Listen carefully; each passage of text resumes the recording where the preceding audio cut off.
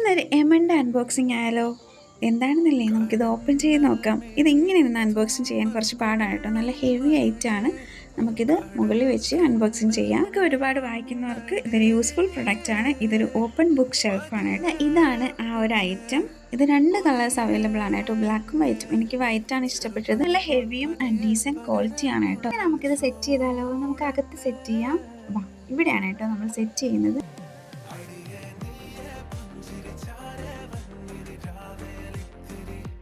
ഇതിൻ്റെ പ്രൈസ് വന്നിട്ട് 1700 സംതിങ് ആണ്. എനിക്ക് ഒറ്റയ്ക്ക് സെറ്റ് ചെയ്യാൻ പറ്റാത്തതുകൊണ്ട് ഞാനും എൻ്റെ അനിയത്തിയും കൂടെയാണ് കേട്ടോ അത് സെറ്റ് ചെയ്തത്. നമുക്ക് സിമ്പിളായിട്ട് അസംബിൾ ചെയ്യാൻ പറ്റുന്നുണ്ട്. ഇതിനകത്ത് 4 സ്റ്റോറേജ് റാക്കാണ് കേട്ടോ ഉള്ളത്.